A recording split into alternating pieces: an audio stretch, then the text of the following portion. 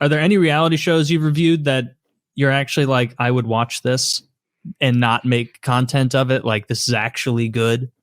Most of them, honestly, yeah. Like, I mean, my favorite one, it doesn't do as well, but It Takes a Thief. If you guys remember that, I haven't heard of that. It's a Discovery Channel reality show where these two ex-burglars, Matt and John, have left their life of crime behind, and they are now under contract with the Discovery Channel, and they go through and they just burglarize homes and then like give them a security upgrade and then like help them out. But like, this, it's a good concept for a show, but John, the guy that looks much more like a Home Alone burglar, he's the guy that like actually does the deed, and he is relentless. Like, he breaks shit. He like throws like all your tax documents you had organized on the table like all around, and he'll like break that photo. Yeah, the one on the right. One of them looks more like a burglar than the other. What an asshole. The one on the right, that's the guy. Yeah, he's the burglar, and the one on the left looks like he just like broke into his ex-wife's house to get his baseball cards back, and now he has a record. Yeah. And why would he do that? Why would he like break things? Because their whole thing is like, well, if this was a real burglar, then this is what would happen. This is the kind of thing that happens. And it's like, well, it's TV, it's Discovery Channel. You don't have to break that. Yeah. I feel like a real burglar wouldn't be that concerned with breaking family photos.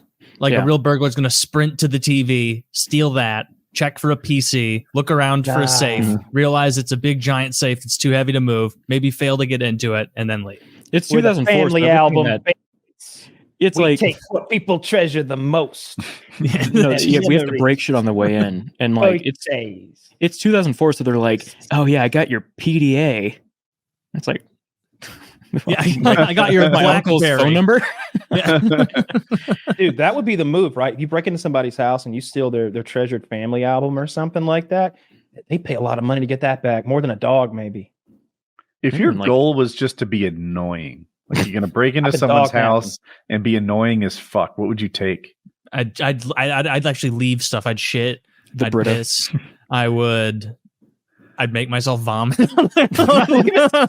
DNA is on record. So I'm not going to do any of that. But, I'm going to put on that same fucking suit Mark had at the end of Departed if I go into somebody's house. And are they going to know that I did something? Or is the thing that I did going to let them know that I did something? I know that's a bit of a weird question. I feel like it's up to you. Your goal is to break into a house and annoy somebody. What's your method? Toilet paper. I'm going to leave a note on their kitchen table that says, I rubbed my asshole on one of your possessions. I had a similar idea. Yeah, something like that. I wanted to leave a note that said that I stole something and that they'll never get it back. But then don't steal anything. So they spend all their time wondering what you took. I wasn't going to rub my asshole on anything either.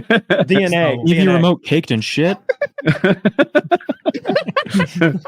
It's like, I found it. It's in the cucumber drawer. Son of a bitch. It's still got a condom on it. I bet there's a way to jerry rig a hot water heater so it'll pop. So that like it'll explode. And I've seen, I don't know what makes those explode, but like tremendously. I know what makes them explode. They get rusty and the valve goes bad, the release valve or whatever. But sometimes when they pop, they don't just flood a basement. I think if the older ones, it's an explosion. Like not a little silly explosion either. Boiler though, instead of a hot water heater, where they're like pressurized and they. Maybe I have it in my head. It's a hot water heater. Maybe I'm just wrong, but I thought those could just explode if those valves go wrong.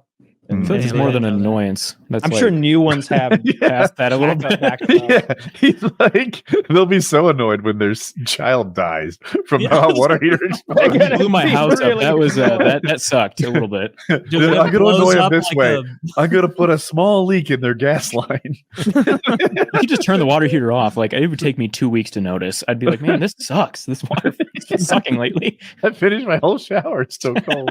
Yeah, you annoy them by leaving the gas on and making a Rube Goldberg machine. That's a water heater? They open their front door, it lights a match. So where these pulleys come from? That's a water heater taking off.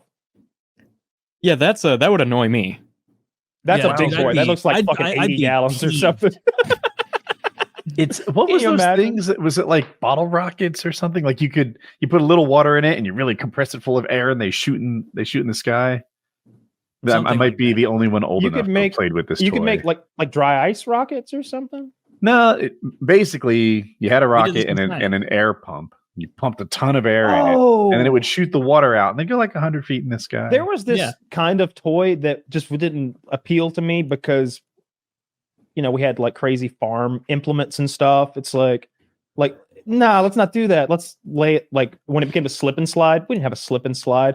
We had this curtain material they use on chicken houses that's like 6 feet wide, and we have a mile of it. So we just make a gigantic slip and slide down a hill. We would skip over certain toys that are more appropriate for a backyard. Yeah, like a little rubber ball doesn't really get it done on a farm. There's cooler shit to mess with. Well, yes and no, man. It was so boring. It was so boring all the time. It was so boring. Yeah, but eventually it's like I've done that, and I didn't have I had a 350, I think, so it wasn't some sports model that would do anything too aggressive. I think it was a 350. Yeah. I don't know. It was just after a while, you've ridden the ATV across the pasture and jumped all the hills, and we're going to have to blow some trees up or go fight a hornet nest with sticks or something to raise the stakes. There was nothing to do, or go smash mailboxes. That's how I would end up in trouble. Although I never got caught for the mailboxes. No, now you can talk about it on your podcast because the statute of limitations done. Well, I mean, I was just kidding about the mailboxes. There were no mailboxes. There were no mailboxes. Like fucking Frank. Yeah. No, there were no mailboxes. There were no rocks. Burping nervously. Number one thing. So let me tell you the greatest reality show success story of all time. The UFC was out of money. Well, they never had. They were never into money. They had investors, which means that every dollar in is just falling right out the ass of the product we're trying to grow, right? Mm-hmm. We don't have it anymore. It's disappearing. And the Fertitta brothers or whatever I don't remember if it was their last 10 million or the last 50 million they were going to pump into this thing. 10 sounds more real. And they're like, all right, Dana, this is it. 10 more million, make the reality show. If that doesn't bite, then we're cutting bait and running. We're into this thing for a lot. And so they make The Ultimate Fighter season 1. The premise, of course, is 2 coaches, 2 teams of mixed martial artists. You get fights, real fights at the end of every episode, and people progress. And at the end, like at least one of these guys is going to be a UFC star because they just went through the most difficult mixed martial arts tournament in existence. Like literally, they just went through it and won it. So runners up on that show have amazing careers. Well, anyway, the way they made that show was amazing, but no one wanted it. They went to Spike TV. They're like, the Man Channel? Of course, this is where we go. They were like, yeah, nah, we don't want to buy that.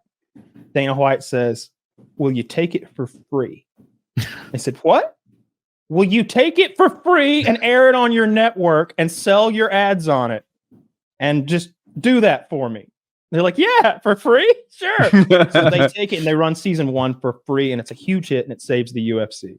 It saves the UFC because it's so good. And a big part of it, pumping alcohol into a house with young men who are destined to fight each other next week, right? It never ends well. Tony Ferguson went crazy on that one guy. There's this one guy whose son had been taken from him, maybe custody battle. During the argument, which was Tony's drunken fault, a silly, pranky argument. Where's your son at? Where's your son at? Like screaming this at him. And the guy's like, ah, like melting down.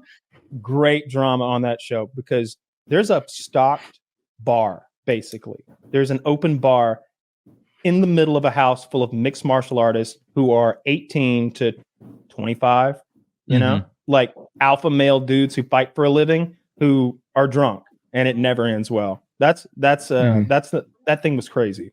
My friend's been begging me to do that show just because it's so fucking funny. Like that's the clip where I think it's Chael Sonnen. I don't know, but it's that clip where he's like, I can't let you get close. Like, and he's like, you seen that one? I think it's from there. He's been begging me to do that show. And I'm like, I'll get to it. But like every clip I see from that show is so funny. Like whether they're like breaking down and crying more than you would think. Let me bang, bro. Just let me bang. Let me bang. He's bang, crying bro. his eyes out. I am. He's drunk crying to these other men who are restraining him. He's all red-faced in the bathroom. He's just let me bang, bro. Just let me bang. And I don't even remember the context. He wanted to fight. He wanted whatever, but just melting down, people destroying shit, fighting each other, like getting in trouble in there. Lots of drama. One of the best dramas is the guy, you got to cut weight. You got to make weight for the thing. That's a professional thing. This one guy, he's not doing the work to cut the weight. He's not fixing his diet, and the fight's coming up. And they're like, dude, you're not doing the stuff you need to do to make weight. You're our team member who fights this week. Like, what are you doing? And he's like, don't worry, bro. I get my colonic. That's 2.5 pounds right there. And you're like, what? What the fuck are you talking about, dude? Get in the sauna, get on the bike, get your sweats on, get in the bath. That's how you cut weight. Nah, bro, this colonic thing, trust me. And he's doing these light workouts and shit, like lighter than I do when I'm cutting weight. It's bullshit. Then he goes and gets a colonic, which is when they pump your ass full of water. It's not an enema. That's amateur hour, okay? We're pumping your intestines full of, I don't know, gallons of liquid. And then cleaning you the fuck out. And the idea is that your intestines are caked with like poop that's been there for a real long time. And this is going to get that layer of poop that's coating the inside of your pipes to slough off and really clean you out for the first time in decades, maybe, which actually sounds good, right? If you have poop inside you, you want to get it out. Yeah. Well, it didn't work. They just had an awkward time filming a UFC fighter basically get ass fucked by a nurse and make awkward butthole noises. He didn't lose the weight. No, it wasn't enough doo-doo in him because he's getting them all the time trying to. So he's regularly getting colonics. He's not allowing it to build up. I'm pretty sure Metamucil Zach does the same says it's only shit. like a liter of liquid, which I choose to disregard. 10 liters. Funny. I choose to believe it's 4 to 5 gallons. It's like an office water jug just inverted And they into use his yogurt. ass. They do the spin shit to get the tornado inside. Yeah. They spin it. They have to like shotgun the top of it so there's airflow to go right into his ass.